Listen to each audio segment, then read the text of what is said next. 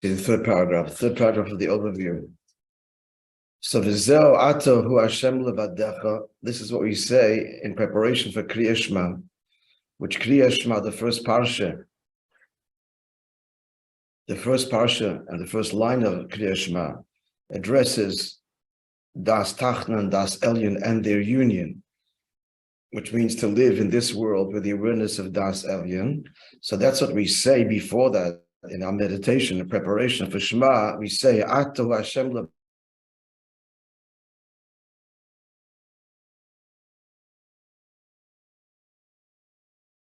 used, as explained at length in the Maamer, Ato referring to the essence of Hashem, and therein lies the truth wherein a Jew can live in Das Tachna and Das Elyon simultaneously. And then we go on to say Ata Sistas Hashemayim.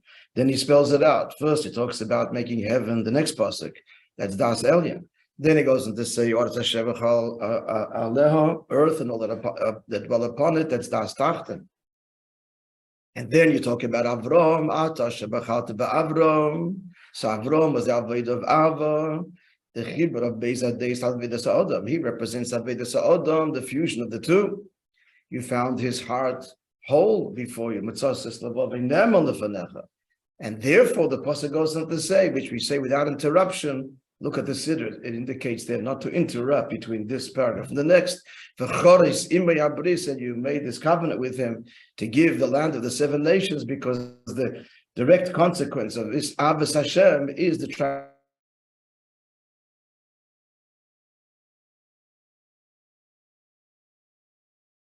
transformation of being nourished, and not the seven nations of the world, the seven negative emotions. That's all the avodah of the heart. However, in order to neutralize Amalek, as we said yesterday, who attacks a Jew dafke when he's inspired. So ein dai b'avodas parsha rishona the Kriya Shema avodah. It's not enough. I'm not saying not to, God forbid, it's not enough to have the avodah of parsha rishona. And the parsha shni the Kriya Shema. And now he requires our second parsha of Kriya Shema, which is not glamorous and doesn't have the levels of Av of the first one, but what is the Nikud of the second parsha, as conveyed in the singular word la'avdai, a word that does not appear in the first parsha, and that's Avodas Eved. That's the Avodah of a servant. Avodas Eved, al Avodah mi'ava. What's the mile of the service of the Eved over the service of the child of love, and that is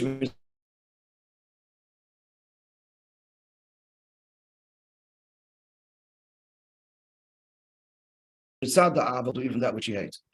And that's the chiluk between Shaul and David. I'm going to say this in English only without translating. That's between Shaul and David, that Shaul, as brought down in Chassidus, holach achar hatam, he followed reason, whereas David's avodah is kabbalas oil. And that's what the Navi Shmuel chastises. It's a mistake here. It's what Shmuel said to Shaul, not to David. Shamua mizevach toiv, better to listen than a fat offering.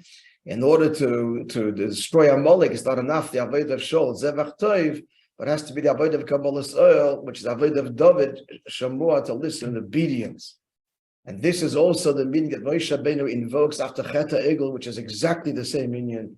How does he evoke the forgiveness? He says, they're stopping people, forgive them. That's the reason to forgive, that's the reason not to forgive.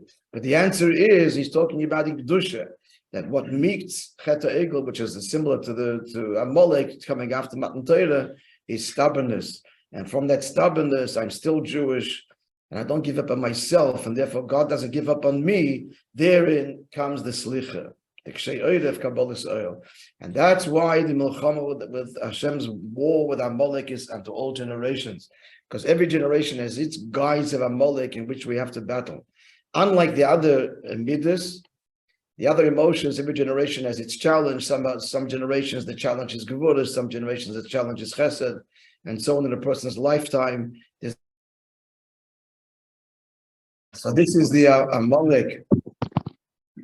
The Melcham with Amalek is every generation unlike the other midas, which is generational, seasonal, and therefore it says, don't forget, because the bittul of Amalek is dafka the avodah of remembering, which goes beyond Avon of Asoga and draws where on the etzem nefesh tekoich hamaskel, and that is Reishis Goyim Amalek. He is the beginning and is the final one to be destroyed, because even after destroying the 7 ummas, there's still the avodah of an adra. That's when it starts. The avodah of Amalek, and the end is acharisa yadei oved. In the end, he is destroyed. He says in the Maamer, the Yid does his part, and the Eibishter does his. Yeah. All right, friends. Now let's